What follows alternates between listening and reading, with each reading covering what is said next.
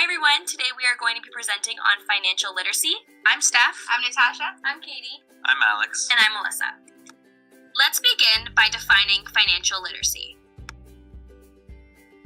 Financial literacy is having the knowledge and skills needed to make responsible economic and financial decisions with competence and confidence.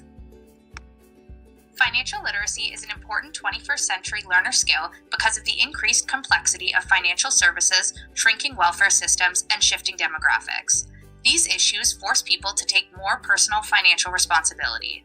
Students already have to make important decisions at a young age that impact their future financial well-being, for example, continuing their education or starting to work earlier.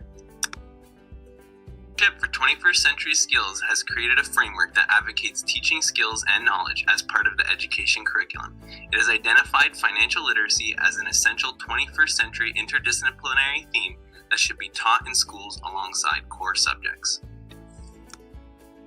A financial literacy curriculum in the context of 21st century skills should strive for relevance and should include age-appropriate topics. It should be emotionally engaging, address existing misconceptions, use real-life situations, and encourage students to reflect on their own actions and behaviors. Let's examine the current state of financial literacy in the Ontario school curriculum. Entry level, students learn about numbers, quantities, proportional relationships, and equations, which are all skills required for financial literacy. They also develop critical thinking and analytical skills required to be an informed consumer. In social studies, they examine how distributions of resources benefit families and communities. At the secondary level, financial literacy is integrated into many more subjects. It is integrated into mathematics, Canadian and world studies, careers education, as well as business courses. There are also real-world opportunities in the Specialist High Skills Major program, where students can apply and practice financial literacy skills in a real-world environment. The core concepts should include income, money, earning, saving, spending, investing, budgeting, credit and borrowing, risk and reward, compound interest, pensions, insurance, taxes, and planning ahead, as well as how the financial system works and the difference between wants and needs. In addition, consumer awareness in advertising, fraud and its consequences, future consequences of financial decisions, and how to plan for life after high school.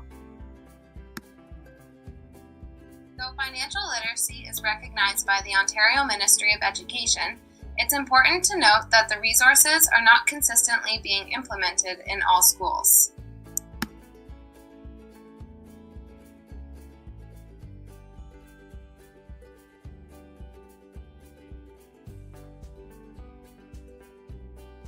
In order to investigate all of this further, we reached out to our parents and grandparents to learn about their previous experiences with financial literacy education.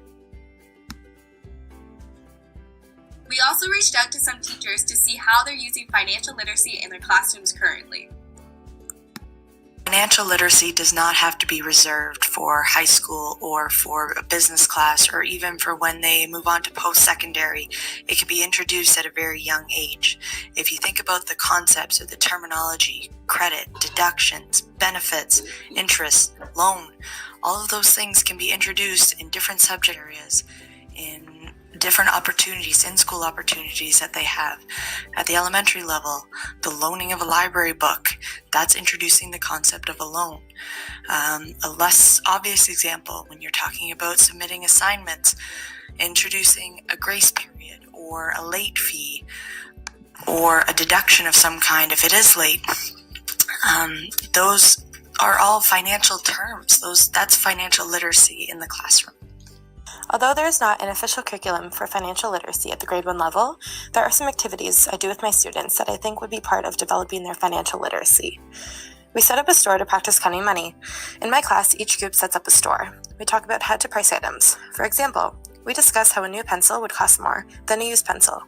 We also talk about how they put more value on some items than other items, because we think they're special or more in demand.